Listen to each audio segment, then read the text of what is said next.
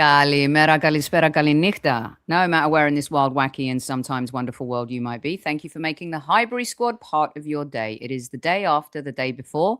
We all know what happened the day before. The big question is, how are we feeling about it? You can pop in the studio tonight, have your say. And if you could, what advice would you give to Mikel Arteta?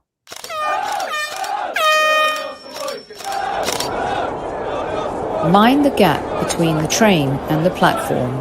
Please stand clear of the discussion doors. The next stop is Highbury Squad.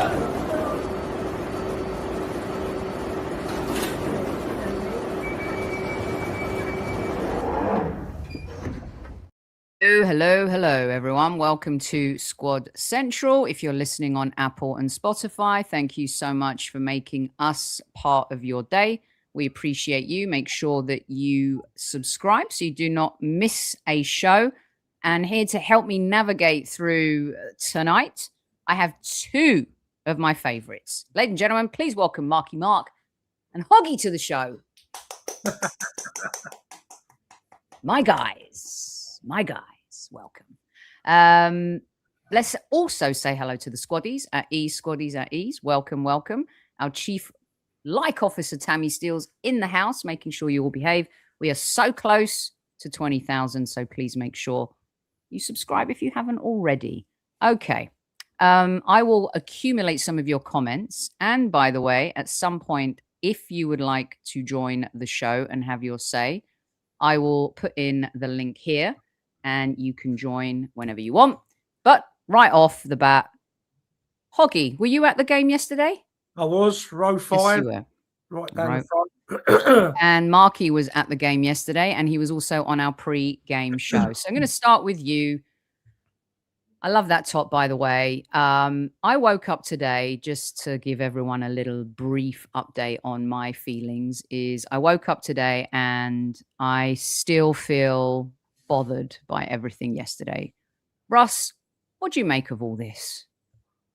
Well, I've never been so confident going to a final in all my days, because at the end of the day, we have a very, very strong team. We've got a good camaraderie in the team. The fans are all behind the side, and I just had a really confident feel. And after the first 25 minutes, when we had our chance to score and we blew it, and City grew into the game, I started to get more and more concerned. And the 4-man press thing they were doing, which a few people, I've been watching quite a bit of content today, and because I'm sitting low down, I can't really see properly the whole overview of the game. So I'm just getting frustrated because we seem to be sitting back, but we were getting pressed the living daylights out of. And the one thing that concerns me, and my good mate Turkish was saying the same thing, is the lack of plan B. Now, this ain't a new thing, by the way, a 4-man press from City. This has been going on for quite a few years, and he was doing it with great effect with Piqué, Xavi, Iniesta, Messi, Cancelo, not Cancelo, the other fullback at Barca. So it wasn't a new thing, and there are ways to negate it. But you need to have a goalkeeper that can pass clean and true and quickly to get over the press, and he didn't either. I mean, there was times in that game when he was sitting on the ball for 30, 40 seconds, which was absurd. City camped in, we're camped out. He's timed out. It was just a weird scenario. He couldn't make his mind up what to do, and it was just the whole thing. And the thing that baffles me with Arteta is he was Pep's pupil for 4 or 5 years, and surely he must know the method that Pep's going to use. Surely he must know 5 or 10 minutes into a game that there's got to be a plan B to get around this, because the playing out from the back just wasn't happening. It wasn't allowed to happen because the pressing was insane. So the only thing you can do in that case is go over it. And when you go over it, it's got to be accurate ball and it's got to be quick. And it's got to get defenders turned and running the wrong way. They were just, Ake had a cigar on most of the game. He's hardly played. I mean, the second half, I'm watching Ake. He's just strolling around the park like he owns it. Saka was virtually useless. We're going to talk about him because there's a lot of squaddies that have written to me and said, "I'd really want you to talk about Saka tonight," and I do with you two, and we'll get to that. We'll get to Saka and stuff. And then there's comments like this from Harvey: "Forget yesterday, we'll batter City at the Etihad." Russ, no, I've got no confidence in that. I've got no confidence that unless there's a plan B, there has to be a plan B that gets away from us being solid and having no punch on the attack. I've seen this same scenario happening over and over this season. 1 week Trossard starts, the next week Martinelli starts. It's like you play, he plays, we play, you play. Martinelli has got pace. Trossard does not. Martinelli has to be starting that game. He has to be starting that game. And to push them back.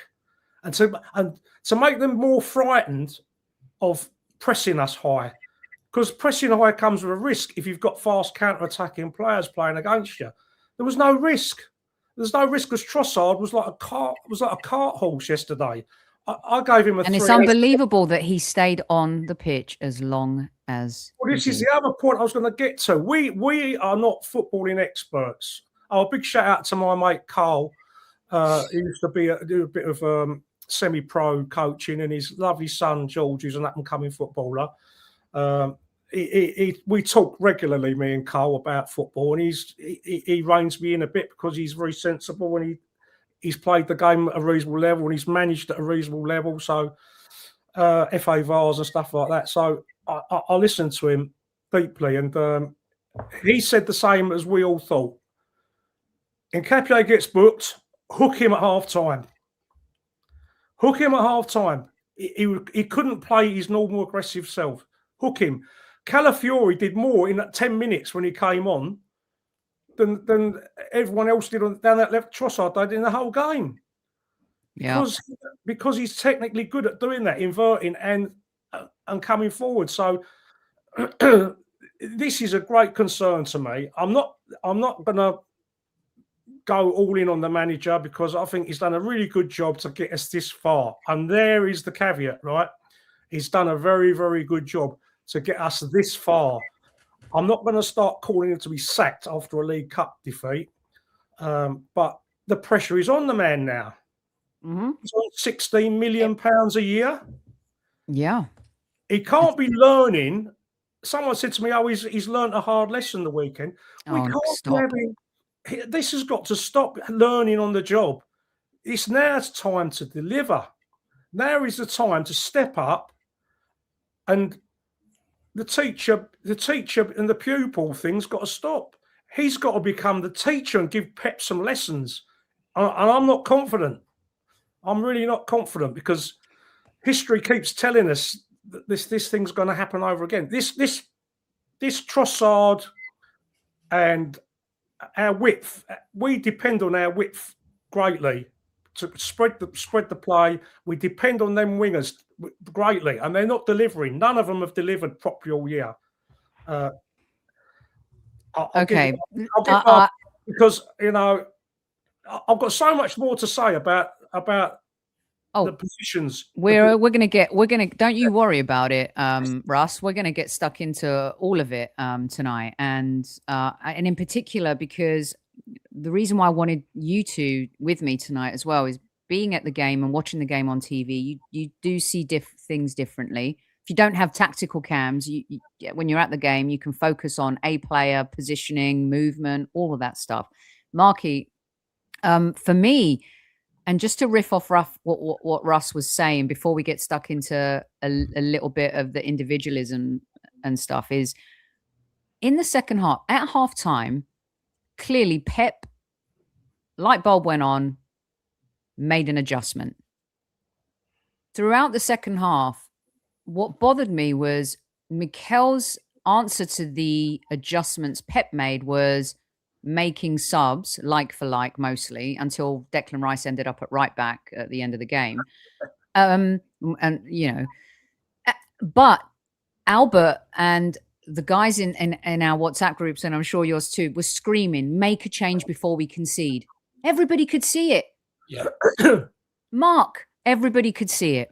Everyone can see it. Like me and the mates that I go with, look, we're not football experts, right? We're just fans. But I don't think you need to be Pep Guardiola to understand what was happening in the beginning of that second half, right? You could see what they were trying to do, and we needed to make the change before we conceded. And sort of very different to us. I usually my seat at the Emirates is like right at the front, lower tier, so I don't usually get a very good perspective of the shape of the game. But yesterday I was upper, like right at the front, so I had a really good overview and a really good like understanding of like how sort of the game was moving. And that second half, I just couldn't believe what I was seeing, considering how well we've controlled games this season. We just kept on just booting the ball back to him, and it was coming back. And like Russ said, because we didn't have that distribution, it was like we've forgotten how to keep the ball and play football. It was unreal. It felt like a hark back to that 2018 League Cup final loss where we just looked absolutely clueless. I was there that day, and we were talking about it in the pub beforehand, thinking like we were talking about like how much we've moved on, and again, like Russ, I was super confident. I predicted 2 or 3-0 to Arsenal before the game because I looked at the two squads like for like, and yeah, I wasn't confident about having Kepa in goal. I don't want to go on about that. We've had I've messaged you on WhatsApp. I don't want to tap myself on the back for that. I don't want to be right, but I was pissed off. I was right that it was, he made the mistake, and unfortunately, it's just for me a crazy decision putting him in goal. I don't understand why we've chosen to go with Kepa and this kind of this sort of loyalty to Kepa. Like, where's the loyalty to Lewis Skelly? Where's the loyalty to Norgard? Why is it different with a goalkeeper who's likely not to be playing at Arsenal next season? I don't understand. I haven't played football to a high level, but I know if you're playing the final and you do not have your best goalkeeper playing in goal, you've got less chance of winning the game. And like, I think yesterday, obviously, it was a really big example of that because he made a mistake, which led to the goal. But it was more than that. It was the distribution. I think that it even makes like all the outfield players like nervous from back to front because you've got a goalkeeper behind you who you're not familiar with. Obviously, the back, he's not used to playing with the players in front of him. Like I said, Gabriel Saliba just kept on booting the ball down the pitch. It was just mad. It was just a mad decision to do. City have got credit in the bank. They've got trophies. They've won this League Cup time and time again. We can't be. Oh, we'll go in with our reserve player, our reserve goalkeeper. It was a madness decision from Mikel Arteta. I'm sorry, like I didn't want to be proved right, but I see it coming. Yeah, you saw it coming, and so did a few other fans. We talked about it on the pre-game show. Mark was definitely one of those fans that felt that he should go with the best, and for the reasons, you know what, I'm going to be honest about something here, you guys. I should have been better on this myself because I was so focused on the final and the winning part and just get it over the line that I forgot that he's not been great in finals. Yeah. Kepa. Can I just say something? Yeah, Russ. I want to know what you think about this subject because it is the one. Look, he shouldn't be the scapegoat because he's not the only reason we lost this game. But go on, Russ. I'd love to know what you think. Well, you remember the beginning of the season when there was the petition against Madueke, and I came on here and absolutely went into one on people for that. Well, the Kepa thing with me was, when I heard we were getting him, my heart sank. But I didn't say anything publicly. I kept it with a close circle of friends. And I just said to a few of them, this is going to come back and haunt us because this player is not a team player.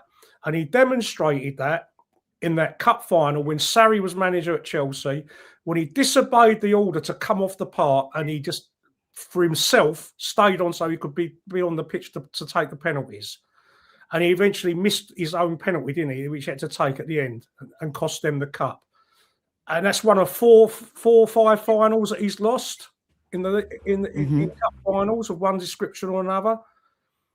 I don't. He's only here for his own self betterment. He's not here to help us. He's come here. He's obviously been promised that he is going to be #1 pick for the cup games. That he must have been promised that. Oh, it's in the contract. It's in the details of his contract or whatever. I don't know if that's a thing, but it smells like. He says it's not, because I asked Tom Canton if that had come up, and apparently he has been asked about it, but he said he promised him nothing. And if that's the case, it makes it even worse, in my opinion. He promised him nothing. He owes him nothing, so he should have played his best keeper. So that's on Arteta. That's on him. And surely it's better. Like Kepa's got to know that Raya is a better goalkeeper than Kepa, right? And let's say, for example, tomorrow, like yesterday, we won the game with Raya in goal. Like Kepa still played a big part of that, and he goes away with his winner's medal rather than him starting, and we don't win. Like surely, like there's a thing you're forgetting, Mark. There's a thing you're forgetting. You know what that is? Ego. Yeah. Ego is a massive thing. Professional sportsmen. Oh if they have an ego, they're not going to be one of the best, are they? True. So he probably does think he's better than Raya. Yeah, of course. He's wrong. No, the truth is that goalkeepers have a different type of ego. And we talked about this when Budgie, you remember Budgie and Super Kev, who was a good friend of his. I mean, there's an edge that goalkeepers have to have, and you've ut to believe that you are the best. But you brought up a great point, Russ. And Mark, I think you brought it up on the pre-game show. And this is where I need to put myself in a timeout. I should have made a bigger deal of him not coming off when he was being subbed in a final. Because generally, I think people can change. I think athletes are creatures of habit, and they are who they are. And I feel like I should have made a bigger deal out of that on our pre-game show. And, that's my mistake, because as I was watching when the mistake happened and then the messages were flying in from WhatsApp groups and stuff, I was like, man, I was so wrong. But, right, he wasn't the only reason why we lost. No, we were from front to back. We were leggy, we were tired. The manager didn't make the changes. It wasn't all on Kepa. Like if Raya was in goal yesterday and the outfield players played the same way, we ain't winning that game. We're not winning that game. But like I said, you've got to go with your best. You've got to go with your best team. It's a final. So let's talk a little bit about what went wrong. And I'm going to put some comments up for you as well. There's a few here from James Oliver says... Sorry, James Oliver says, Mikel Merino's a massive loss for us, and whoever decided to let Waneri go out on loan in January and we have half of our midfield out injured needs to be sacked. Demetrius says, worst of all, City weren't even anything special yesterday, and they didn't need to be. We didn't pressure them at all. They looked comfortable. A lot of fans saying that. Imran says, I stayed to watch Manchester City lift the cup. Oof. Walk towards Wembley Park with the Manchester City fans. Arsenal better win the title is all I'm going to say after the stick I fronted last night. This is what I talked about. They've left us all to pick up the pieces, right? And I just think that's so wrong. For some reason, Arteta's brain just freezes and he doesn't make changes early enough. Nameblock said, even our last victory against Neverton, I didn't start watching the game until the 73rd minute. Okay, fine. I'll keep putting up some comments because remember, the title of the show is What Advice Would You Give to Mikel Arteta? Arsenal FC says, my daughter said she would tell Mikel, stop being Pep's apprentice and be your man. Russ just said that. As her dad, I said, keep doing what you're doing. Give for us. You got us this far. Second half, I don't care about the first half and the 20 minutes and whatever. We're in the second half. We've seen the bank of 4. We concede. The subs don't come. What is everyone in the stadium talking about? What are you seeing at that point? I mean, and how is he not doing anything to combat what they're doing, Russ? Sorry, my dad's trying to phone me, and I'm just trying to tell him I'm on air. Go on. Well, I'm sitting next to my mate Ibsy, and we looked at the kicked off. City kicked off 45 minutes. They kicked off, and I turned around to him and I went, "We've not had the ball. It's 52 minutes. It's 7 minutes of just wave after wave." I goes, "Is he going to change something here or what?" And then we got to, I think there was a half chance, and the ball went out for a corner. And I'm saying, he's got to make some changes here. We're just penned in here. This is just not working. We weren't tackling, we weren't pressing, and we weren't doing anything. We were just sitting in a low block. And as I've said to a few of my mates, counter-attacking wise, with Trossard and Saka the way he is at the moment, you haven't got a lot of options. And the decision to play Havertz in midfield, that experiment fizzled out, went down the toilet last year before, the year before last, when he first came. It was a disaster. When you remember, he played in the Community Shield and he played up top, and he played really well. And we got the result that day. I think we beat him on penalties in the end. But he played really well as a hold-up player. And then all year long, he's playing up to Christmas. He's playing at number 8. Disaster. It was a disaster. He was just stale. Then all of a sudden, after the Christmas, he bunged him up in the false 9, and all of a sudden, it clicked. And we started rampaging through teams like 5-0 Sheffield United, 6-0 Burnley, 6-0 West Ham. So the blueprint was there.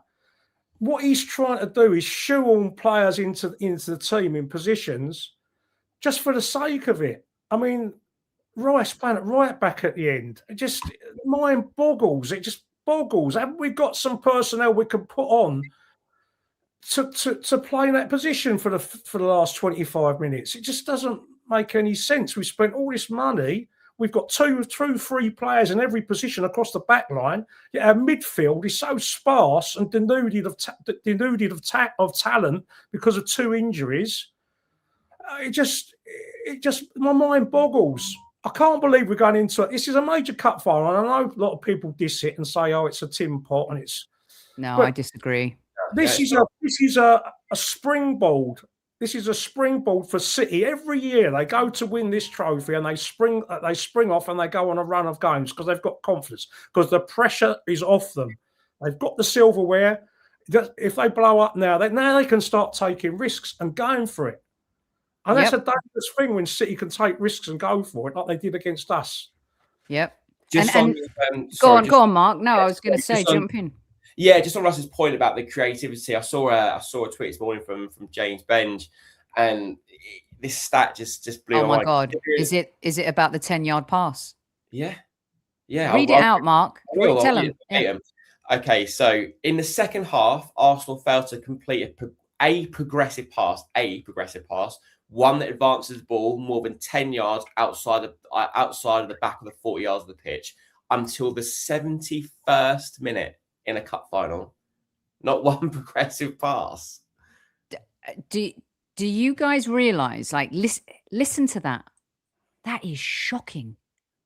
That is absolutely shocking. And you know what? I know you don't want me to talk about Odegaard. I'm not. I'm just saying that in spite of all and injuries, there was no Eze yesterday, right? And Eze makes a difference. That we had no maverick plays. He wasn't willing to risk Noni. He wasn't willing to take any risks. He showed them way too much respect. And the way he stood there clapping at them when they were getting their trophy, I wanted to vomit. I'm like, what are you clapping at? Our players are standing behind looking absolutely shell-shocked and devastated, maybe going into that game a little bit too cocky and a little bit too arrogant. And he's looking up and he's clapping. And for the first time all season, I was so angry with him, like really angry with him for not having the balls to go for it, guys. Just have the balls to go for it. And so then, right, he makes the subs, and Calafiori and Noni did their best to try and do something. Like in the time they were on the pitch, excuse me, they did more than anyone else out there. I said on TalkSport last night, Gyökeres must be the most malnutritioned striker in the league. in Arsenal history. I know you can have your feelings about Gyökeres. The dude, last night I was like, how has he scored double-digit goals? It's a miracle that he's actually even done that. You said it. Trossard was rubbish, right? And I'm going to jump in because I'm leading towards Saka, but go on. Yeah, he's been rubbish since he got like clattered in the head at Wolves. He's been terrible since then. Whereas I would use, like, he's been so clutch for us in so many big games and scored so many big goals. But since we lost away at Wolves, he's been terrible. He's been rubbish. Russ, you wanted to jump in because I'm leading towards and I also don't want to just make this about Saka, but we're going to talk about Saka. But I wanted to make a point about the style of play. Yeah, the style of play. When Wenger was in charge, we would go into these games and we would, like the big 6 games, if you like, home and away, and we would be so gung ho, and there would be big gaps everywhere, and 9 times out of 10 we'd lose those big games, those big 6 games. So what Arteta did was he changed our strategy to be more disruptive of their attack and to be more stable. But that's come at a massive cost because it seems to have infiltrated nearly all our games now, where we're so terrified. We're working out how to blunt the opposition instead of working out ways to find gaps to make the other team pay. So we're grinding teams and we're having to score through set pieces because of that. Now, I liken it to a game of chess, where it's nip and tuck, and your chess pieces are moving around, and you're trying to get to the point where you checkmate and you score. But we never do because it's stalemate all the time. Because it's always like for like subs. It's never a game changer. It's always It's always reactive. It's never proactive. We as fans, we're all sitting watching City come forward in droves and droves. You think it's got to change it. It's got to change it. Something's got to change here. It was the timing of the changes too, Russ, that were really bad. Like BX Gunner says, Martinelli coming on after 80 minutes was criminal. And by the way, before I forget, I just wanted to address this. Highbury 89, you're the woman who said Arteta is a genius a few weeks ago. And look how you are explaining manager. Well, okay, I didn't call him a genius. I said he had aura, if you want to know the exact quote. And I still believe he does. He's afraid of his own shadow. He's afraid of his own shadow. Sophie, he has aura, trust me, because those players are running through brick walls for him. When you see the running stats, 11.7 kilometres, most of them are running. People say they're tired. That's mentally tired. They're fit as fleas. They are not tired. Don't let these players have that excuse of they're tired. They are not. It's the tactics need to change. They need to be tweaked. And players need to be starting that are fast, not the slow players, and then try to grind teams and then bring the fast player on for the last 10 minutes. Madueke's got to start. He's got to start starting in games, and so has Martinelli. And we've got to be on the front foot from the start, taking players on and making things happen instead of waiting for things to happen. Yeah. Be proactive. Do not be reactive. Please, Mikel. You've got one chance at this. You have got 3 months now to sort this out. If you don't sort this out and get trophies, you are in big trouble. I agree with you, and so do Vinny and Vespa. There's someone at the door. There's somebody at the door. There's somebody at this. Mikel, he's off here. So Arteta needs to defeat himself in order to get it over the line. He's getting in his own way. He's overthinking things. He's actually behaving like Pep. When Pep plays big games, Mark, in the Champions League or in a cup final. But Pep, like the boy said, can afford to do those things. He's won. He's got the trophies. We just need to get this over the line. And in a cup final, you can't take your Premier League playing style into a cup final. Not for the entirety of the game, Mark. You just can't do that. And he did that. And what worried me was you guys are all talking about winning the Champions League, everyone. And this, how are we going to win a Champions League if he can't adapt to a bank of 4 in a second half in the Carabao Cup final? Yeah, I think that's the biggest issue there, right? So I'm not going to go too hard in on Arteta. He got it wrong yesterday. Arteta got it wrong, but obviously before yesterday was fighting on 4 fronts. And when we first started talking, so we were talking about scraping into Champions League. He has done a lot for us to get us this far, and we're involved, and that's all I ever wanted. now we're coming to the point of like we're at finals and we're knocking the door in the league. Yeah, we want to get over the line.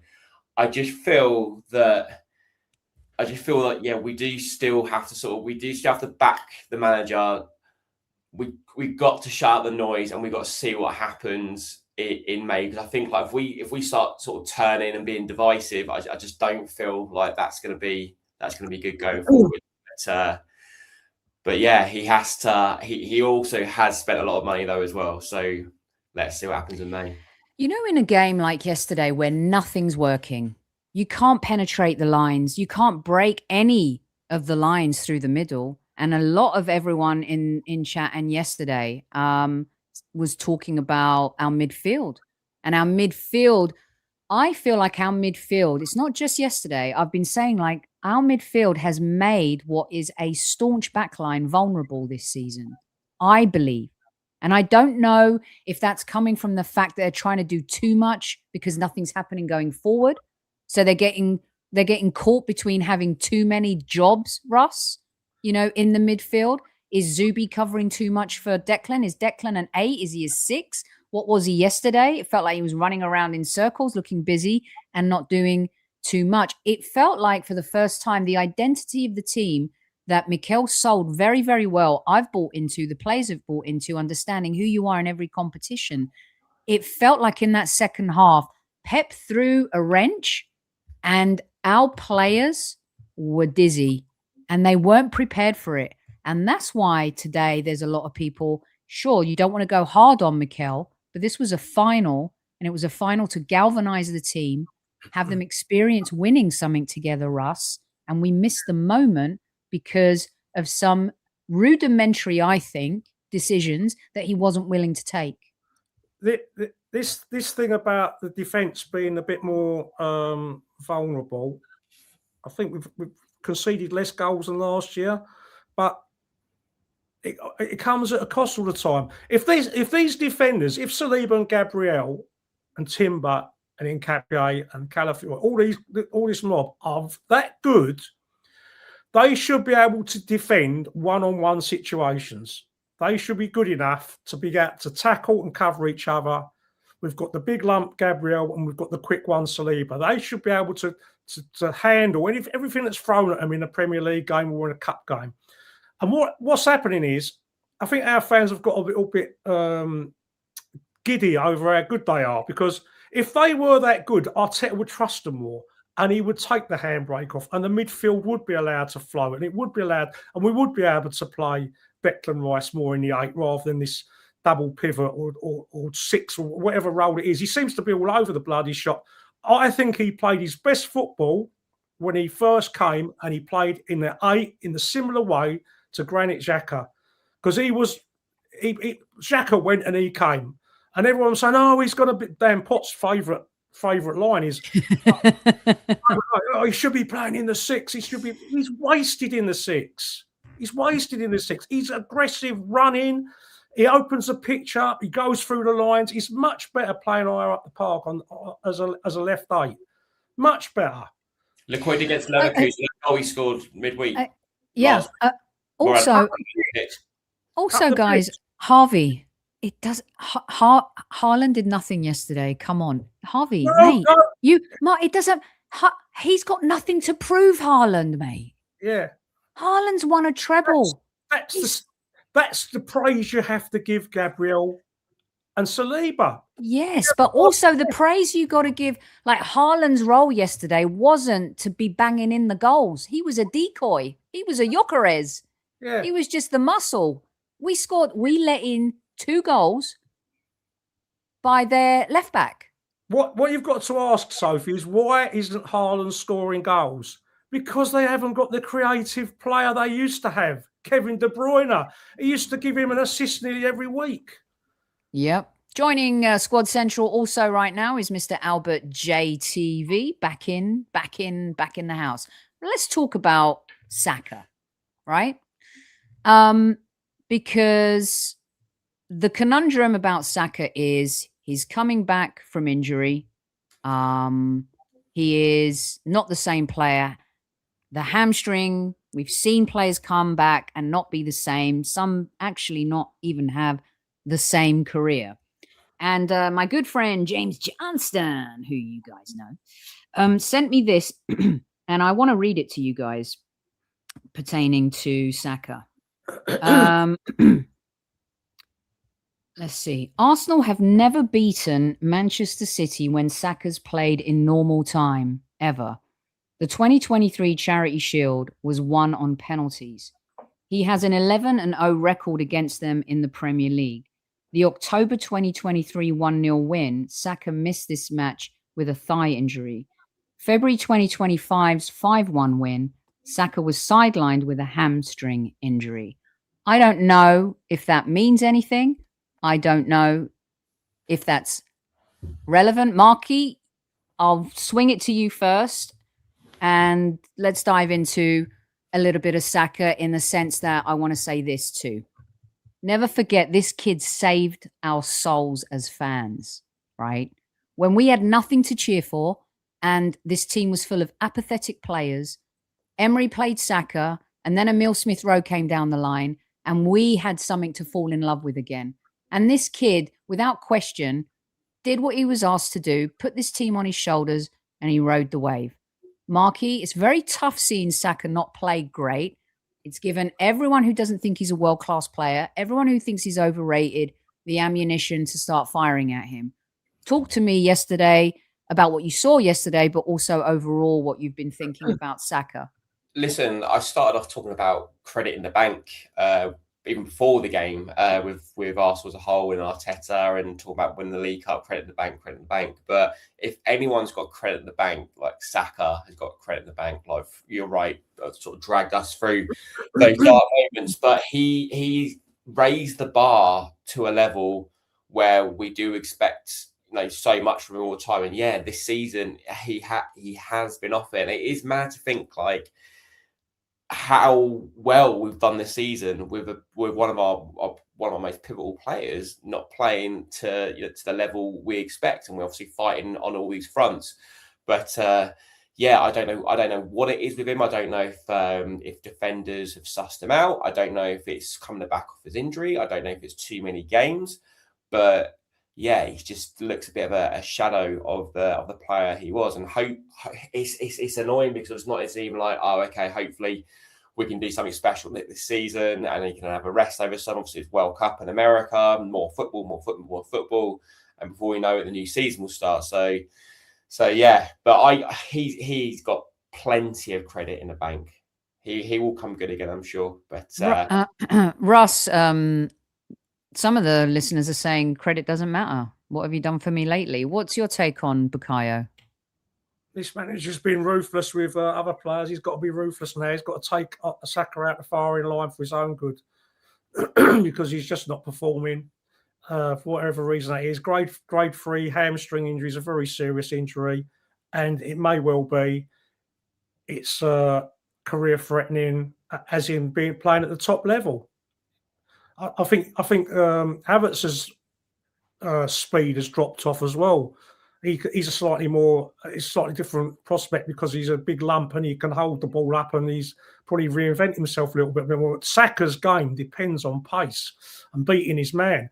And when he doesn't beat his man, he might have just put Trossard out there because he doesn't beat his man either. So he needs taking out the firing line, and he needs to be given short bursts. What people don't realise about that injury as well, and I spoke to a few people who've talked to physios who've had the injury themselves, and they all said the same thing. When you've had that injury, you're terrified that you're going to do it again. Now, the likelihood is it's not going to happen on the same leg, but it might happen on the other leg because of overcompensation. And it's a mental thing. Someone put on, I don't know who it was, PTSD, because it's in the back of your mind, and it takes a long... when you've had a bad back and you're frightened to do certain things because... push yourself because you don't want to go through that pain again, and that's a nasty injury. Michael Owen talked about that a lot, the post experience of all that, Russ. Yeah, and as we keep saying, professional elite sport is about very, very small margins. The manager's always going on about you've got to do this and do that to get that little edge, that little extra margin, and you could lose 5 or 6, 7% of your speed through this injury because you're not as flexible, you're not as explosive. They call it twitch fibers, I think, where you push off with.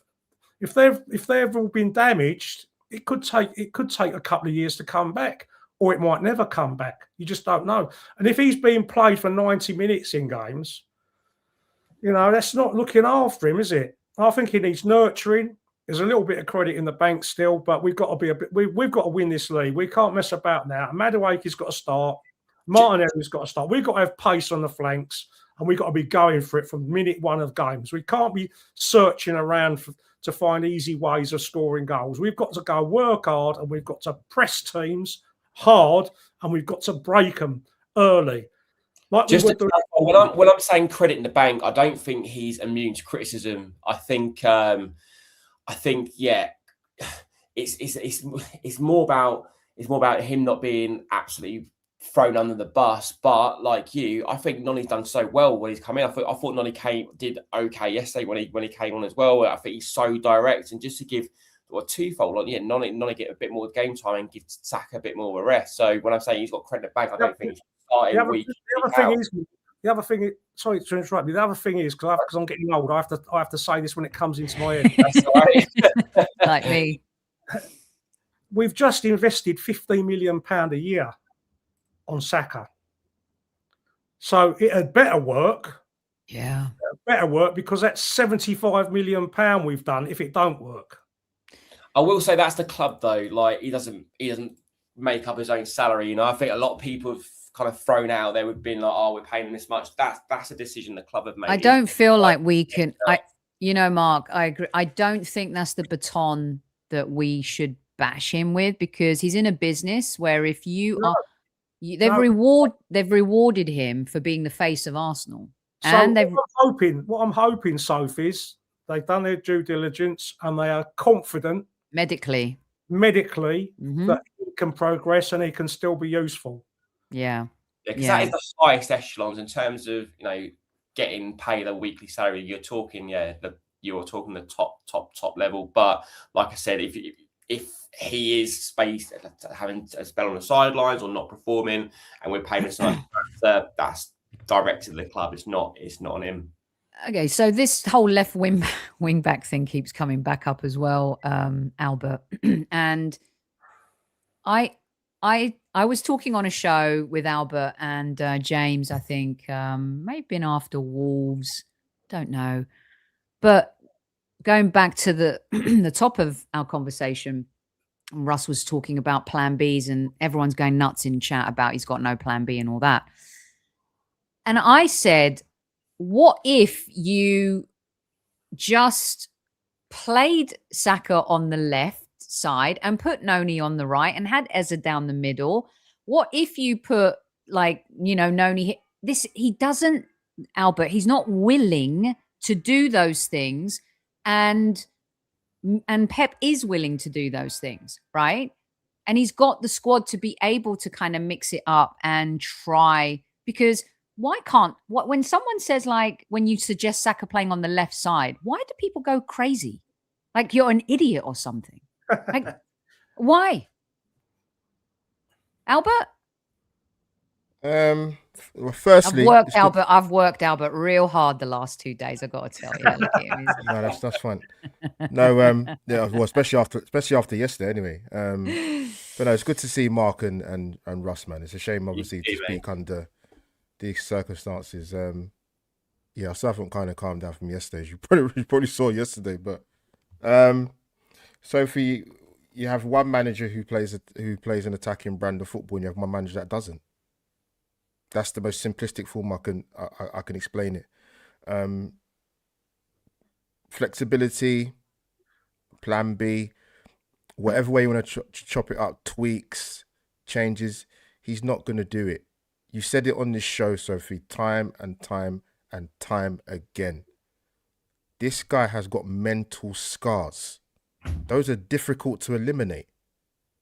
You don't just change the style of football drastically the way he's done it, even with a consistent defensive unit, if you believe you can win this Premier League with attacking football. He's too long in the tooth now, Sophie. He's been here 6 years. He has his way of playing. There's no flexibility whatsoever. You've all watched us play this season in the chat. Arsenal games the entire season. And when I think about it now, Sophie, if we're going to pull it back to talking about Bukayo, he's been rallied into the ground by the manager. And on top of what Russ has already said, when you get that type of injury, it's going to take time to come back. I don't know too many success stories where people have come back from long-term injuries. Maybe someone can dig it out of the archives where they've come back at full throttle that's one. And even Reece James. Look at, he's injured again. Reece James, he's gone. Like it's Mark Overmars. I don't want to say he's an anomaly, but it's not an easy recovery in the sense that when you rely on your pace as well, what kind of player? I'm sorry, but Havertz was also just as bad, out of the game for almost a year. Havertz had a relapse, came back. Albert, he's not the same. Albert makes a really good point actually in regards to being run into the ground, because me and my brother joke about it a lot. He'll throw on Saka like throwing Saka like the end of the Mansfield game. Like, what? So stupid. What are you doing? Like, what are you doing? Like, and I back Arteta, but sometimes it's just crazy. We'll make our 5 subs and then we win the game by a couple of goals, and Saka's still on the pitch, or Rice is still on the pitch, and you just think like, do you not sort of see what we see? I'm sure he wants to play like every minute of every game, but yeah, no, that's a really good point, Albert. Like, honestly, if we were paying all that money, we're getting our money's worth, our minutes. There's some other players, Albert, they're mentioning in chat and stuff like that. And I would say also, and Henrik Larsson and Dembele and whoever. And I think for us, like, sorry, Kibbs, come back. I was about to put you on screen. He wanted to have his say. Sorry, Albert, go on. I don't know where I was. What's I saying now about Saka? About Saka. Sophie, yeah, like I was saying, he's been run into the ground. The whole credit in the bank thing, you can argue here or there, but listen, he's been one of our most consistent performers for England and Arsenal. I think part of the problem this season, and I've said this before on here, Sophie, is we signed Victor Gyökeres, and in some people's eyes, he was seen as the missing piece, and we brought in a striker. Now, I can't say this for definite. I'm only surmising a guess. Saka's been the main man. When you've got a guy coming in, people talking about him being the main man, whilst you've been performing in an Arsenal shirt at a consistent level, yeah, maybe his nose has been put out of joint. Hence the reason when you watch him play, how many times have you seen him assist Gyökeres? Saka was very good at making the right decision at the correct moment. Goals and assists. He's come into this season and he's almost kind of turned into our Arsenal version of Mo Salah and adding that selfish streak to his game. You didn't need to add that to you didn't need to add that to your game because you had that in abundance in terms of your ability to score goals and assists. I'm going to bring Kibbs in here. Kibbs, hello. Tell everyone where in the world you are right now. Good evening, everyone. I'm calling you from Dallas, Texas, right by the airport. Dun, dun, dun, dun, dun, dun, dun, dun, dun. That's my jam right there. That's before come my on, time. Everyone. No, come on now. Oh, come on now. No, I did watch it as a kid, but all right. By the way, Kibbs, thanks for joining. Have your say. What do you want to say? I think Saka is going to take a year or more to heal, if he ever heals. He got rushed back last season. He's forcing things. I don't blame him at all for his lack of form. He's trying to force stuff. That's just, and I think concerning yesterday, the only people who showed up were our central defenders, and correct. Everybody else kind of failed him. Kepa played hard. He's just unlucky yellow card that kind of put him on shackles. Everyone else was just looking for the easy way out, and Pep sussed him out because Pep had his guys hang back. They weren't pressing. If you're going to play us, you're going to play us through the lines, and we'll deal with it. And Arteta, he never made the change. He never made the adjustments. We couldn't make the adjustments because we don't play like that. Albert was so right when he said, we have to play down the flanks, right? And if we don't swing the ball quickly from one side to the other and then come up the flanks either side, then we're very vulnerable in the sense that there's no way to build up through the middle of the field. We don't have anybody like Partey who can split the lines with those passes. He refused to play Norgard and MLS, who had shown in very small glimpses that they can carry through the middle. So we were hamstrung yesterday just because the whole season came to fruition yesterday. Our defense has carried us all year, and we've gotten own goals, we've gotten goals from everyone, and finally we got caught yesterday. It's just unlucky that it happened on the day that it did, but we got caught because we're playing the same game that we played week 1 through week 5, 10, 17, and there was no change. 83 minutes to start making changes was an absolute fail. They had to come at halftime. We had to have Martinelli to stretch the field, and this is mostly on Arteta and on the guys for not maybe disrespecting orders and just playing themselves into the game.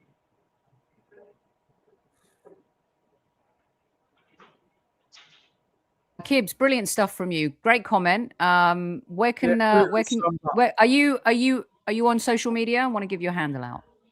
If you're not, good for you. You shouldn't be. I'm not. Well, I am, but it's mostly just family stuff. But I love your show. I don't miss it. So. Well, thank you, Kibbs. And I love Dallas. I've had a lot of fun in Dallas, Texas. It's a great city, and appreciate you. And we're going to respond to what you say now. At ease, thank you for joining and popping in. Thank you for having me. And having your say. Thank you. And I appreciate you listening to the show. It means the world to me. Thank you. I think Kibbs is making a lot of sense there, Russ. Yeah, we just basically said what we said about Nkapia. He should have been subbed off earlier, and the width we needed with the pace down both flanks to balance the side better and to give us more out balls. It was quite straightforward to see, and to allow it to go on to 80 minutes. Sometimes you think maybe he's made a pact with Pep not to beat him. I don't know. What haven't we? Is there something from yesterday that any of us are missing? Everyone's talking about the. I'll tell you something. This is one thing that's really bothering me. We have now got on the park Havertz with a grade 3 hammy injury. We've got Saka with a grade 3, and we've also got Kai Havertz with Jesus with double cruciate ligament injuries. These are all part of our squad. The biggest pickle, I think, for a lot of fans is, for example, why not bring Norgard on to play right back yesterday? That's a big bugbear with me, the underusage of him. Because he's such a good player, guys. He's so good. He's not a bad game for us. He's not. What's the problem? Why? Because I just don't think he's just not, for want of a better word, trendy. He's just not a trendy player. Do you know what I mean? Who gets excited with Norgard? But he's never let us down. I love him. But who cares about us? Shouldn't Mikel be excited about him? He signed him. He would have been one player who would have picked a long pass, because his passing range is very good. His medium to long range passing is very, very good and very accurate, and it's quick. He looks up, he pings it, and that would have made a big difference to us getting the counter attack. Russ, we did a show when we signed him with Natalie Sawyer, who's watched the man play for years, week in, week out, and. In terms of progressive passing and passing through the lines and carrying the ball, Albert, do you remember we had that conversation as well? Norgard was one of those players that, to be honest with you, what were Tottenham doing not buying Norgard? How invaluable would he have been to them this season? Honestly, I don't remember listening to that, but I just use my eyes. The eye test, when I've watched players play, I can tell, pretty much within a half of an hour, what they're capable of. You can normally tell, and their style and everything. You can sort of get to know the way they're gonna, which way they're gonna go, where they're gonna put it. You can normally tell, and he just impresses me. I think he's got great technique. He's a good tackler. He's good in the air. He covers the ground well. He's quite quick. What's not to like about him? Yeah, I don't understand it. I was very excited about him coming into the team. I'm going to bring someone else into the studio real quick for them to have their say too. Welcome to Squad Central. Is it Sampadi? Yeah, Sampadi. Sampadi. Where in the world are you calling from, Sampadi? I'm calling from Zambia, Africa. Beautiful, beautiful. Do you know, Sampadi, while I have you here, I was checking, I'm not very good with stats and data and analytics, as my boys will know. So I have no idea, but I love every now and again going into the analytics and seeing where people in the world are listening from. And we have a lovely Gooner community in Zambia. And so the fact that you've called in tonight as well makes me smile. So the floor is yours. Have your say. Okay. Yeah, very disappointing result yesterday. But I think the thing that really gets me is that Arteta has trusted the squad to get us this far, but right towards the end, he doesn't seem to be doing that. And that's the most baffling thing. Like you guys were talking before about Norgard. Didn't he play every single cup game? But yet in the final, he couldn't be trusted for minutes. And we're still in 3 competitions. There's still a lot to play for. And if there's anything that's going to get us over the line, he has to start trusting the squad. There are players that need minutes. I mean, you mean to tell me that Louis Skelly all of a sudden can't get 20, 30 minutes a game anymore? Has he regressed that badly? It's baffling. You know? It is. You know what? I was thinking about him this morning because An England international. Yeah, and you know why I was thinking about him, Sampadi, is because when I see O'Reilly, and I remember last season, and there was this argument last season about O'Reilly and Miles Lewis Skelly, and Miles scored that goal on his debut, and everybody was talking against to Henry, who? Against Man City. Yes, and I was talking to Henry Winter about this, and we were saying at the time, England have found their left back for the next 10 years and how quickly football changes. And when you look at the evolution of O'Reilly, guys, and then you look at the stagnation of Miles Lewis Skelly. I'm sorry, Miles just doesn't become a shit footballer overnight after what we saw last season. He just does not. That's a really good point. Yeah, go on, Russ. The point about Skelly was he was playing at left back, and he was arguably one of our players of the season, wasn't he? He was performing brilliant. Got called up for England, as Sampade said, and all of a sudden, I watched him play him at the beginning of this season when he played. He did play a couple of times, I think, beginning of the season. He had some injuries, and he was inverting so far in field, and he was getting done on the outside all the time. But that's got instructions from the manager. Yeah, that inversion was instructions from the manager. When he was playing just his normal position, he was fine. He's not the quickest, but he's coming out with the ball and everything. It was superb. He gave us another option. He gave us another dimension.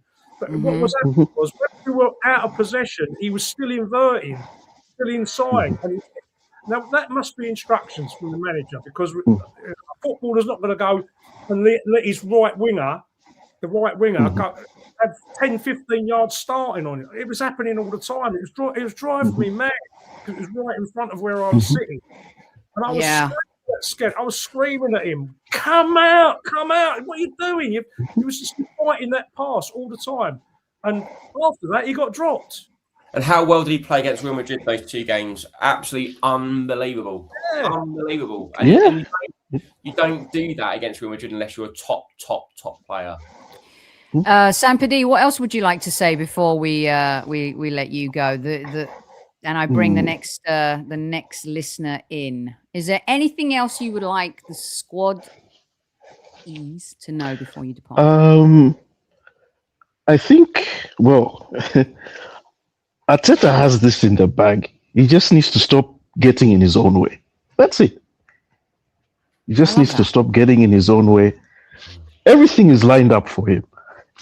I don't think it's a desire thing. I think he really does want to win, but I think he's trying to do it in a way which may be a bit unconventional, but sometimes sort being complicated. Let's just do the simple things. Yeah. The best players on the pitch always win you the games. Play to form, no favoritism. Well Finish. said. Well You said. don't reinvent the wheel, do you? Football is a Yeah. simple game. Many have said It's very that. simple. Sampadi, thank you so much for calling. Are you on social media? Yes. I know this. Same I should handle, know this. YouTube and Instagram. Okay, perfect. Thank you so much for popping in. Give him a follow, everyone. Good stuff. All the way from Zambia. Brilliant stuff. Do you know what, though? On a miserable kind of day after a cup final, we've got a guy calling from Texas, a guy from Zambia. Like, it's just nice, isn't it? It's just it's so nice. And I don't know about you, Russ. Like, I just feel so privileged to be able to go. Do you know what I mean? Like, go week in, week out, go to finals. Yeah, yes, they were shit, but the global pool of our club and this big family we've got, I feel so lucky. This is why people are so jealous of us and like to stick it up. Yeah, we were having the same conversation, Albert and I. You'll see it tomorrow, guys. We did a special with Susie Rack from The Guardian ahead of our women's massive quarterfinal game in the Champions League. We were talking about our global presence, even the women's team, even, kind of where we stand and stuff. Let's see where Vivek is calling from. Vivek, welcome. Hey, Sophie, up north. I'm your neighbor in California, Silicon Valley Gooners. All right, Silicon Valley. I love it. I love Northern California. One of my favorite places in the world is Carmel. I love Carmel, and we have family there. Every 2 months or so. So I love it. Beautiful. I love it. That's where Clint Eastwood was the mayor of Carmel, and I love the restaurant. I love his restaurant. I've eaten there several times. Awesome. And hopefully I'll be closer to you guys maybe in a year or so. My family is down south in LA area, Inland Empire. So can I just ask some of my moderators? I do have a couple. There's an invasion of some sort in the live chat. Can you help me out with it, please? I would really appreciate it. Vivek, the floor is yours. Have your say. Not honestly much. The only thing that our previous guest over here, they said, go back to simple basics. That's it. Literally go back to simple basics. Don't overcomplicate things. And we have 2 months to finish out on a high. We have always said we don't care about a quadruple or treble or what. Let's just get the monkey off the back. First and foremost, get the PL over the line. That's what we all want. At least what you have been saying on Highbury Squad and what we have been talking over here as well. That all it is. I know we have been missing a couple of key players who do provide that ball control in the middle of the park. Marino's injury was devastating for sure. So much so for the slander that Odegaard got during the phases that he was in the squad. People are now coming to see that why is he being missed? We need that control back as soon as possible. I totally agree with you, Vivek. Totally agree with you. And I think that what we're seeing here, hopefully, I don't know if this is going to be, we were talking about it with Russ at the top of the show. Sorry, I was a little bit focused with the fact that apparently Harry was invaded by the bots this morning too. So we're doing something to get rid of those so it doesn't ruin your enjoyment of the live chat. I'm not sure if we're going to learn from this and move forward because I'm not sure. I haven't seen it before, Vivek. Nope, we have not. Every time we have seen things go down the hill, there's a couple of games we pick up and then we revert back to the same old things. All of it started from that United loss 3-2. That did do a number on the team, on the players for sure. They responded back in kind, I'll say. But the draws with Nottingham, the draw with Wolves, we could see the same old things where right after the second half, the teams started pressing up higher and we don't have that outlet. We don't have the ball control. We don't have the right outlet. That's something that Mikel needs to address sooner rather than later. We have only, 7 games to remain. Agree. I think that some of that boils down to the fact we're missing one important cog in the wheel, and people were saying he wasn't creative enough. But Odegaard does a lot of pressing. That's exactly what I said. He's a ball carrier, isn't he? And he progresses the ball, and he's very good. Calm down the situation, right? Yeah. When teams are attacking us, when they're pressing high up, he can do that small flicks to the person right next to you, have those small triangles that does open up the space.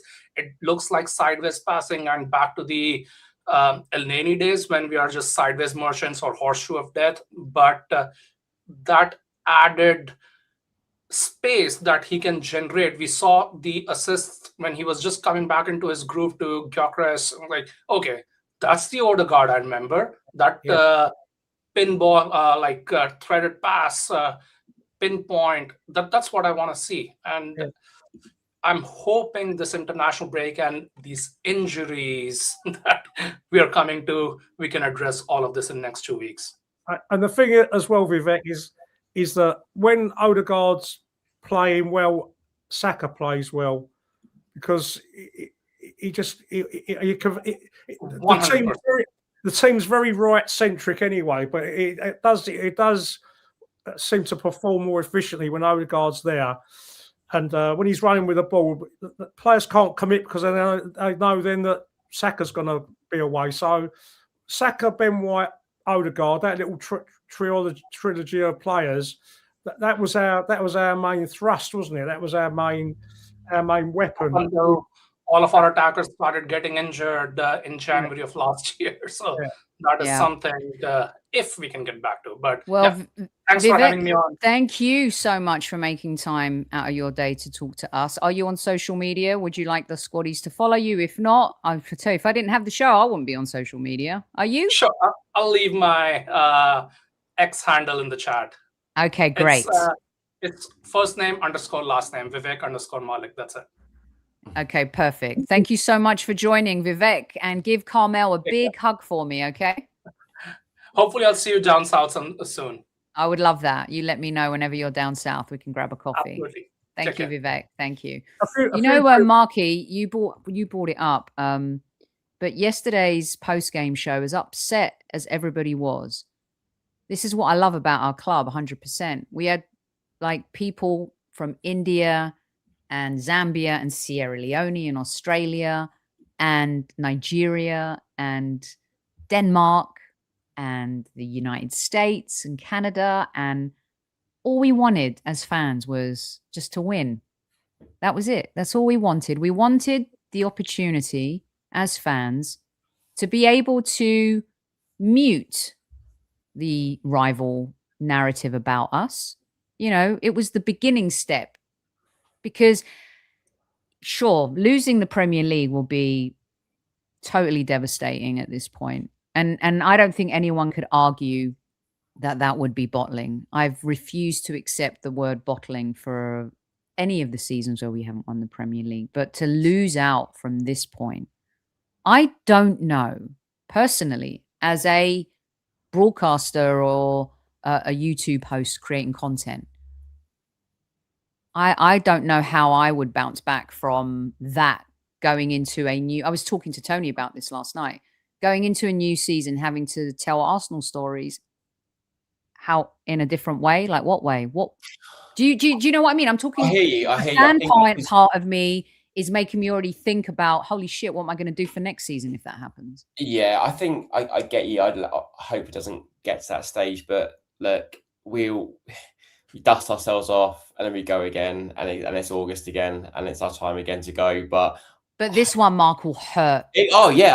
Big 100%. time. There's people talking about what they're going to wear on parade day. I don't know about going that far. I'm not planning that shit. Who's talking about the parade already? Oh, you see people on social media and not me. Like mate, till it's mathematically impossible, I'm not celebrating a thing. You know, because it's crazy. It's crazy. Yes, this isn't the same City team of old, but we haven't got across the line. We didn't get across the line yesterday. You know, Mark, let me come in off the back of that.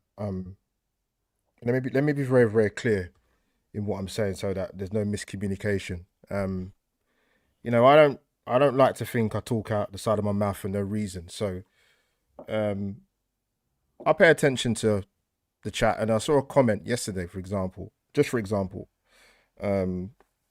fake anger. Let me tell you something. Everybody has their relationship with this football club, and you can't help how old you are. I've seen this club lose 4 European finals in my lifetime. Zaragoza, Galatasaray, Barcelona, Chelsea. I was as angry as I was probably yesterday as I was for that final in Baku. So don't sit there and tell me about faith. I've seen this club do well. I've seen this club struggle. I don't just bat off a cup final just like that. Russ and Mark and many others, you had the opportunity to go to a final for the first time in 6 years. And if you want to be really technical about it in terms of fans going to finals, remember our last two finals, Baku, and the same team we played yesterday at Wembley in 2018. I understand you have to move on when games come thick and fast, but that's a cup final. So when you sit there and talk about faith, go rewatch back that 94 plus minutes. 7 finals we've lost in this competition in the history. We've won 2. We have to go back to the days of Ian Wright and Kevin Campbell, rest in peace, for us the last time we won this trophy. Some of our fan base weren't even alive. So as much as you want to talk about other trophies, I said it before, I deal in the here and now. What I saw yesterday, and I wasn't even at the game, I was horrified. And to add, just to finish up, so I don't want to take up too much time.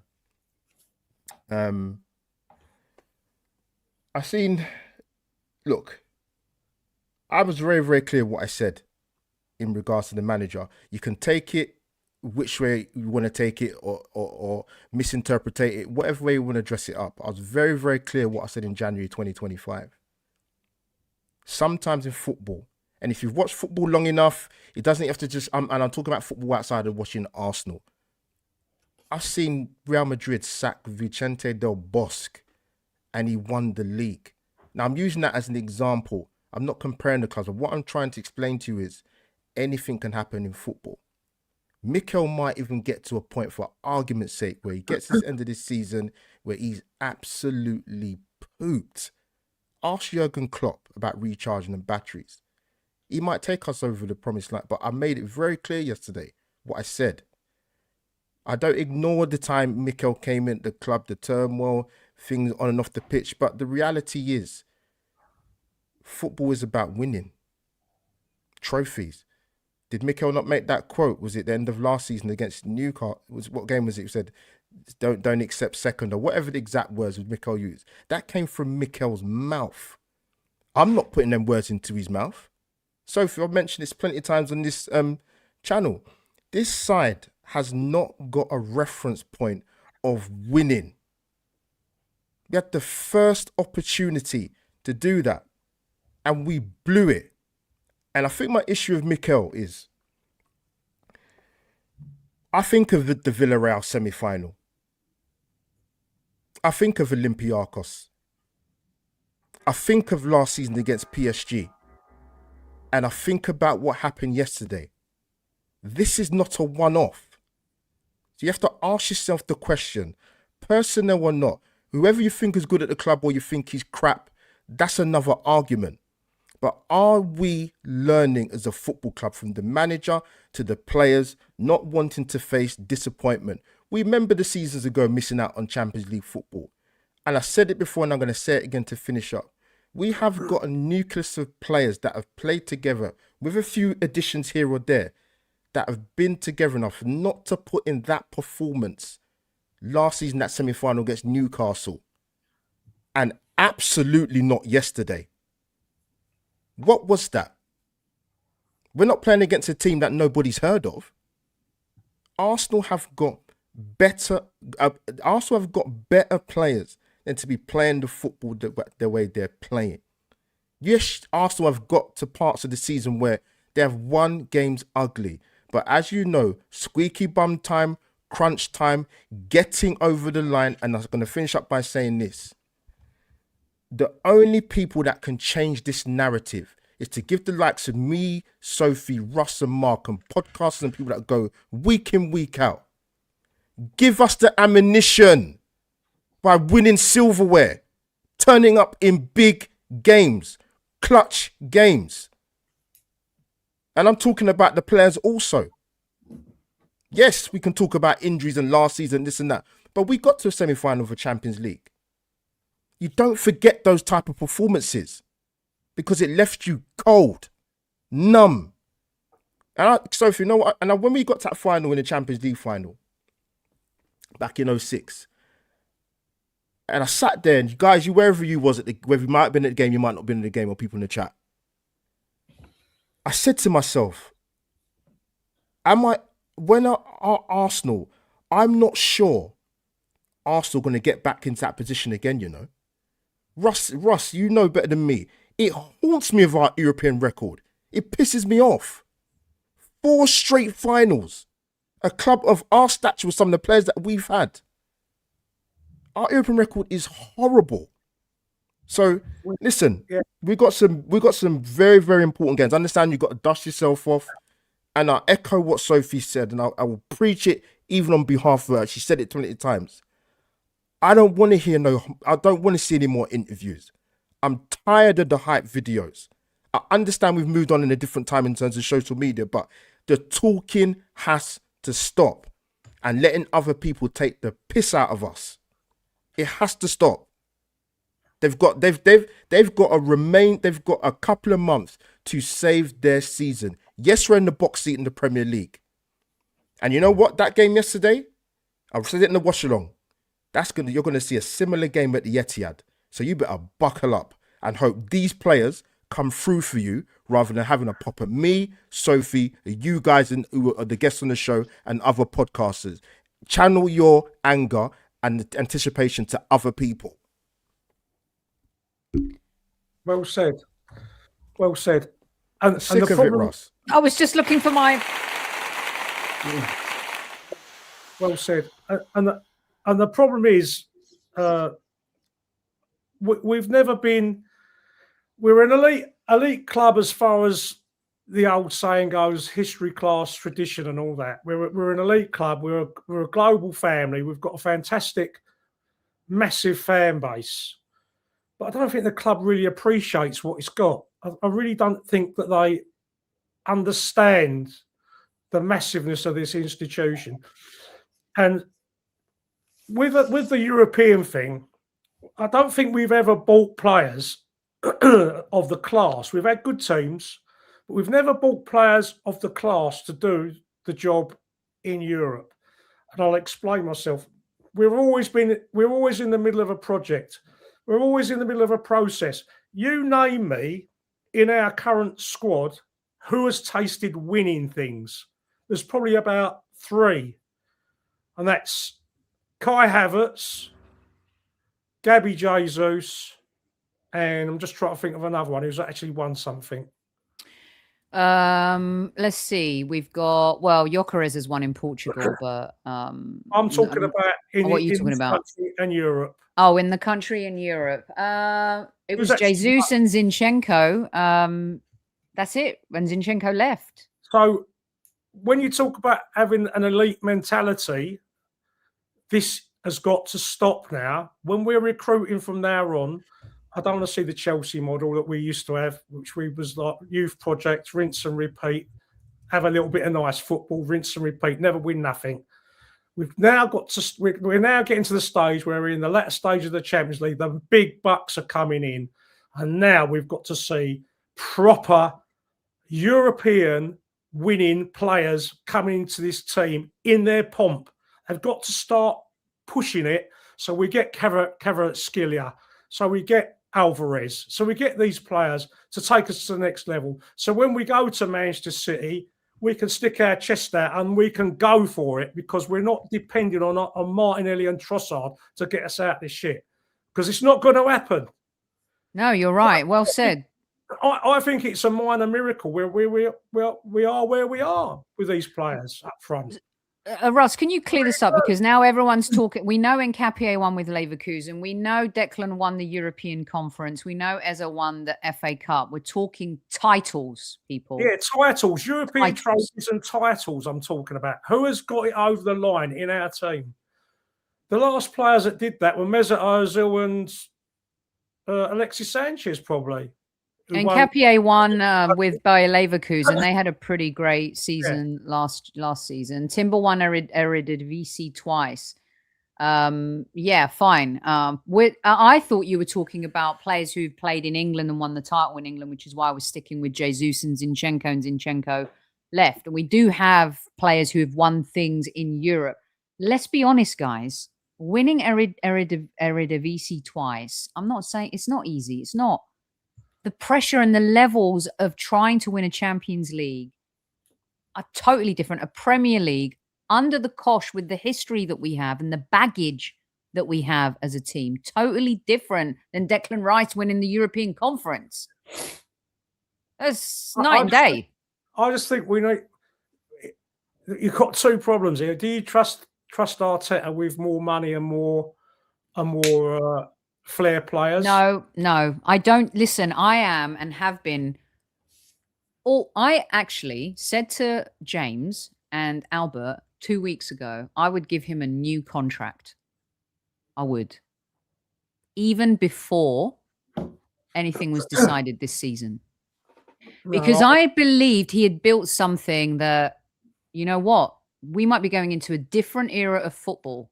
And if that's the case, then he might be the man for it, right? When I saw yesterday, I said to myself, you have bought into this all season and you've actually been promoting it.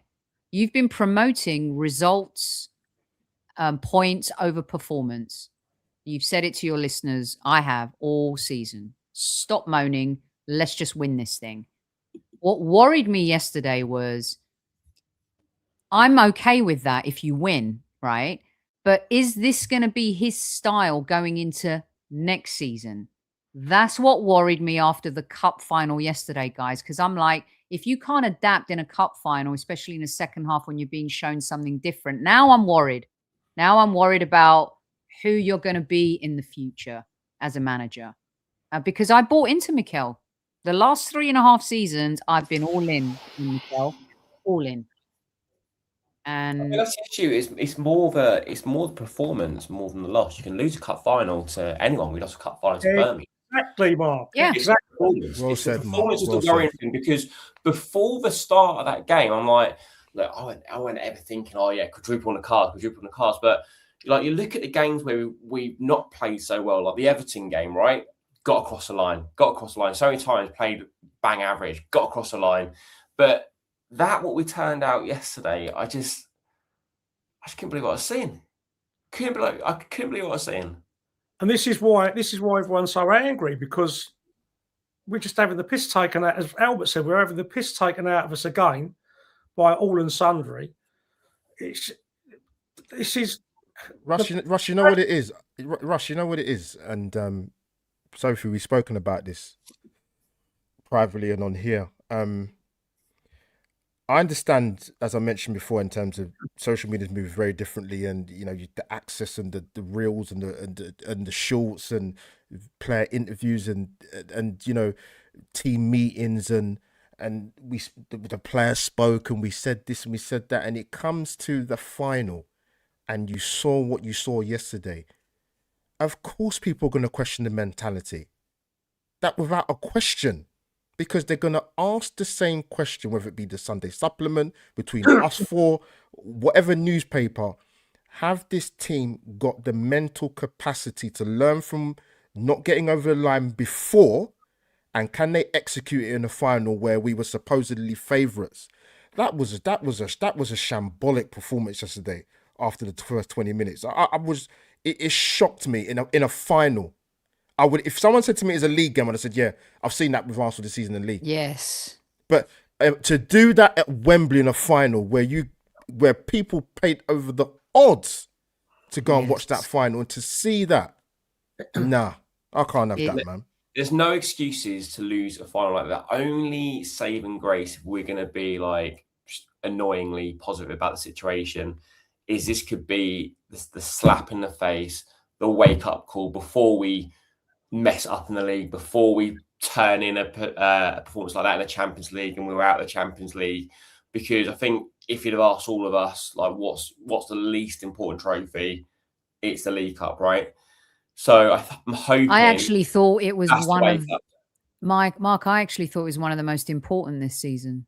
I know the springboard. I know, and you beat that because drum. why, Mark? Because mentally we've proven we're weak sauce. I hear you, but I just think if there's one that if I gave you 4 trophies at the end of the season, and there's one you could give back, you'd give back. I'd give the FA Cup back.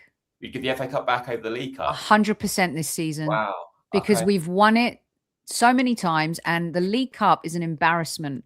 Europe and the League Cup is an embarrassment for a club like Arsenal. And who was it who said it? That Pep uses the League Cup as the springboard every single season. That uses that bloody trophy, and then this is like America. This is what I say, Albert. Remember on the show when I say, just get me to the playoffs. Like in American sports, you don't have to have or be the best team in the regular season. You could get to the playoffs and you could be a wild card and you could win a title and a championship. When Arsenal get to the playoffs, we shrink. Someone actually had a go at me because of my title on the show yesterday. That how dare I say Arsenal players shrink at Wembley under the spotlight? I've heard stronger said than that, to be honest. And I'm like, we did. We totally did that. And that's why, Mark, I say, we're just not that team until we do it.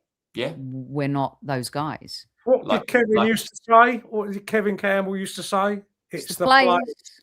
It's the players, right? And when that manager sends them out over the white line, it's down to them. They've got to start taking some responsibility. Surely there's got to be a leader on the pitch to say, you go here, you press forward, you do this. Surely somebody can be managing on the team for the man. Surely the captain of the team should be doing that. Let me ask you guys this before we start. Sorry, Albert, go on. Just don't let me forget this because I'm like Russ. No. It's Russ is his old age. Mine's perimenopausal. Are you going to remember yours? I've already forgotten mine. Yeah, no, I will. I'll be very quick. I mean, people talk about, we've spoken about, Sophie, we sat on a particular podcast on Potsy's channel where a particular fan said he doesn't care about the Carabao Cup. So if that's your mentality as a fan, go and look at the winners of that competition in the last 15 years and come back and tell me why you don't take it seriously. Yeah. Liverpool, Chelsea, City. I'm not saying I don't care. I don't, in my list of priorities. No, not you. But me and Sophie did a particular show, and the person came out and said that. Which, by the way, that person is online right now defending, unbelievable. A League Cup. It's so hilarious. Go on. I care about because I clearly care about because I went. I've been following this club for God knows how many years, and I was upset. I was upset more like when I stood in that bloody line at Wembley where you're getting taken the piss out of by City fans with 115 Chargers t-shirts. It hurts. They did that to us, the players, right? This is what upsets me. All right, and you can call me emotional. I give 0 Fs. All right. I'm upset. And this is exactly what I said to Paul Ross last night. I go, maybe it's a generational thing. I don't want to pull the generational card out. I'm a Gen Xer. I love the League Cup. I love the domestic trophies. I love what they represent and mean to me. As an Arsenal fan, am I saying this is the No, but currently in our climate with who we are, yes, it is. And James Johnson just said the thing on in live chat. The hardest one to win is the first one. You've just got to win something. And it was there. We missed. We were so bad yesterday. And you know what? They left for international duty, and they left us fans in the trenches to fight for them and defend their cause, and against the media, against rival fans. They've gone off. And then I was so incensed last night. I said, don't you dare go on social media and apologize to us. I woke up this morning and James sent me a post by Declan Rice. Shut up. Shut up and win. And I'm so over it. Stop giving Bukayo to Sky. Stop giving Declan to Sky. You know what? You want to do an interview? Give it to a YouTube channel. We care. We own the shirt. They lease it from us. And their rental yesterday was bullshit. Don't come on here and tell me, people, and oh, the silver linings. We've got bigger fish to fry. Catch the small fucking fish first before you catch the shark. This is bullshit. What is this? Bigger fish to fry. We're frying whitebait. That's what we're frying. They got in their luxury coach on the way home and went back to their mansions and gone in. That's what my mum always used to say to me. Whilst me and Russ, and me and Russell, we're not better than. Only so many people go to matches, right? And I've said it time and time again. I think the people around the world who wake up at stupid clock and have to go to work on 0 hours sleep because they're watching Arsenal are just as great as obviously match going fans, but. So for us, like I said, to stand in that queue and get taken the piss out of again, and you just got to firm it. You can't do anything. You can't say anything. You know, it's unbelievable. So if you make a good point, because we spoke about yesterday, like Russ and Mark, like the thing, there were so many things that were just puzzling me during the watch long yesterday, and I said it. Arsenal's next Premier League game is the 11th of April. What the bloody hell was that yesterday? Are you saving play? Are they? I know they're going international break. Are you saving players for Bournemouth? Come on, you have to leave everything out on the line.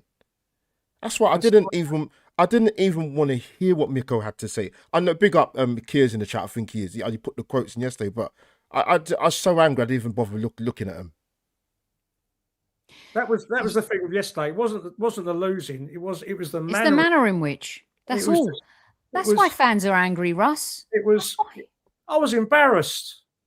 Yeah. I was sitting there embarrassed when all their fans are doing the posing down the other end, and we can't get the ball off them for like 30 minutes. That's embarrassing. And how was supposed to be our year. We sat here and moaned about referee decision, all VAR, all that it's not coming to the conversation. No. It's all us. It's us. And this from Demian. Minute 1, red card for a tackle on Shirky or don't come to work the next day.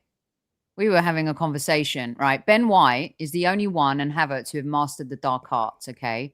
And I was very disappointed. And Pep Guardiola was like shaking his head. He's fuming. Saying to Shirky, what are you doing, mate? Don't do that. But you know what? Don't put yourself in that position. They took the piss out of you yesterday.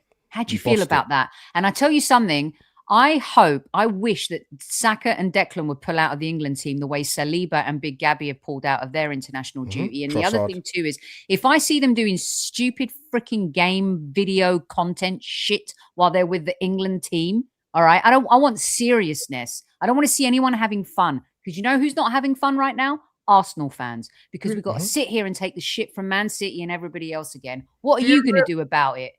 Look, do you remember when City got the 2-2 draw when we had Trossard sent off, and I think Haaland whacked the ball on the back of Gabriel's head? Gabriel. That's shit. That's shithousery.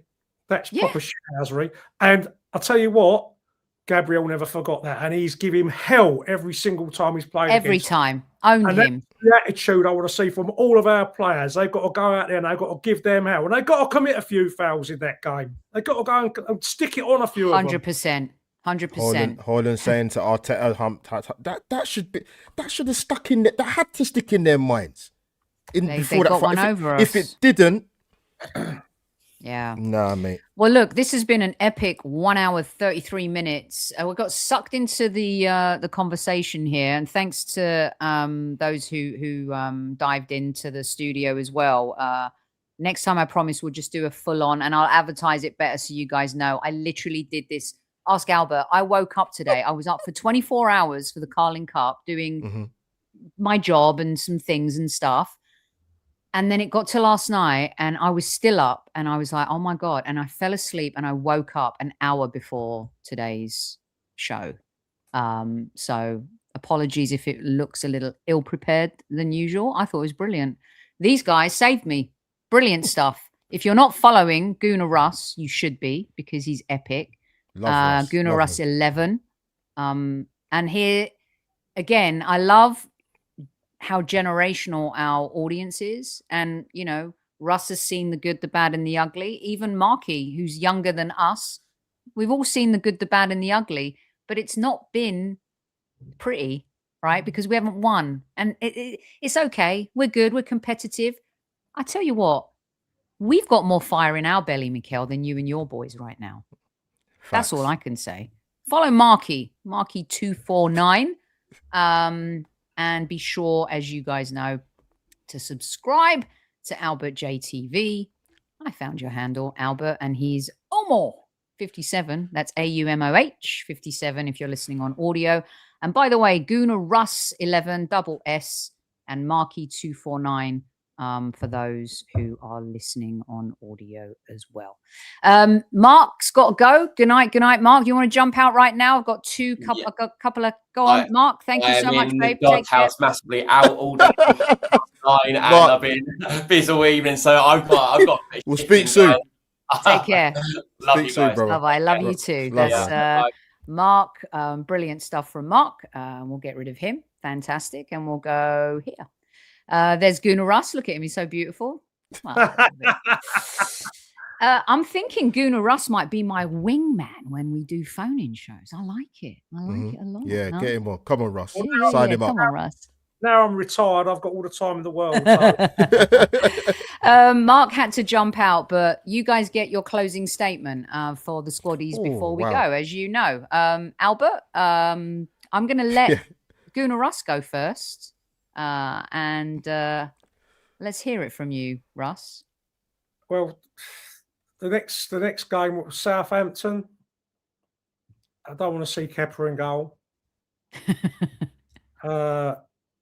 You've got to take that game seriously because Southampton are the informed team in the Championship. They're playing really well. They started off very shaky in the season, but they've got their stuff sorted out and they're playing really well now. They're beating all the top teams and everything, so they're going to be a handful. I don't think they can make the playoffs, can they, Albert? I don't think they're a bit too far behind. They've got a fighting chance that last spot, man. There's a great win against Coventry, but they got a chance. They got an outside chance. Well, so that maybe we'll be lucky and they'll have to rest some players, but we can't go there and not go strong. We've got to go there and go strong and try and get into that semi-final. And then after that, it's all round to the pump for the Fulham game. And we have got to come out and we've got to take them to the cleaners. We can't be doing what we've been doing. We've got to start with pace and power, and we've got to stick it on them. And we've got to suffocate them like we were suffocating teams. And we mustn't be frightened. We mustn't be frightened of it. Well said, Russ. Well said, Albert. You just did one earlier, but it's on a pre-record that no one's heard yet. So what's your you've said quite a bit and it's all been good. Couple of days. I have, yeah. Listen, I think I'd say I've repeated this before, but I just think I'll probably repeat it again and say it again.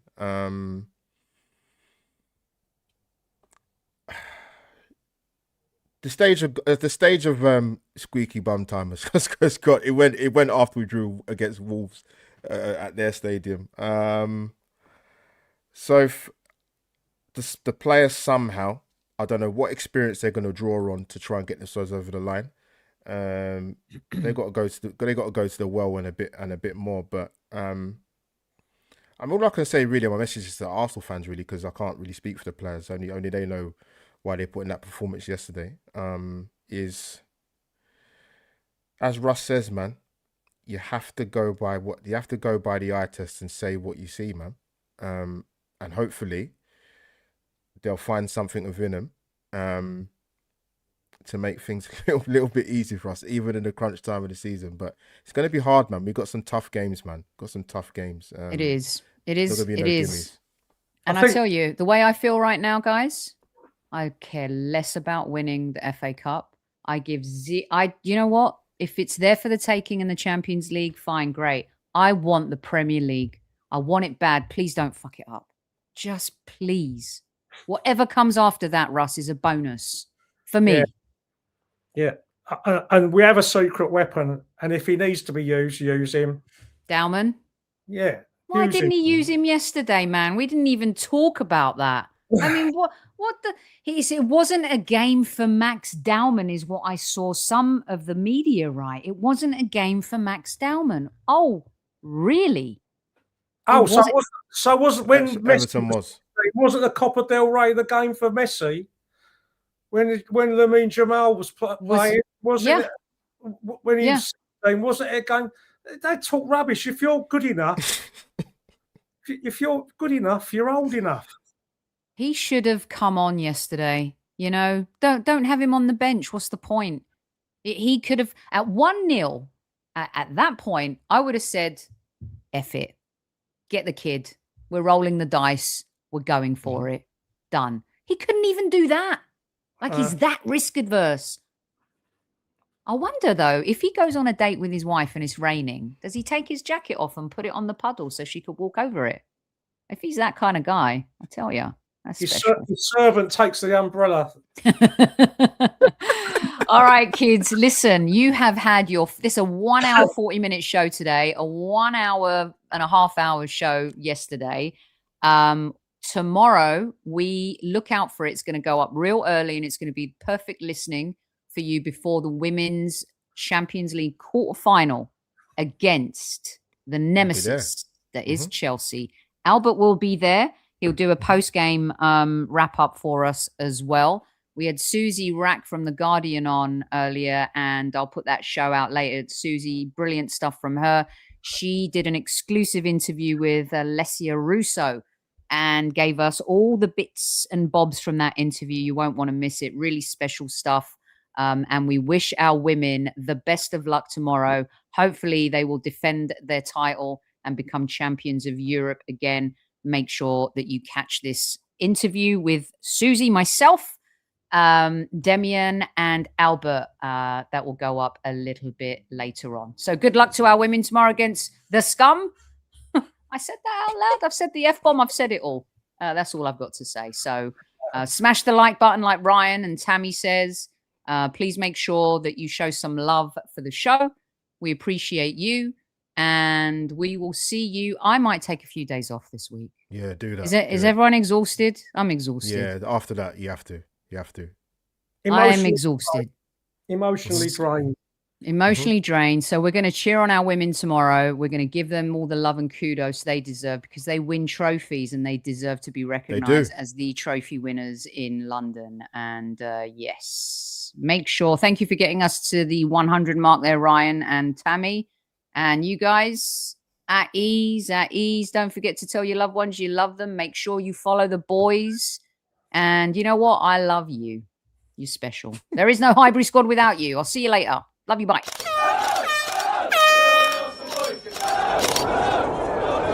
Mind the gap between the train and the platform. Please stand clear of the discussion doors. The next stop is Highbury Squad.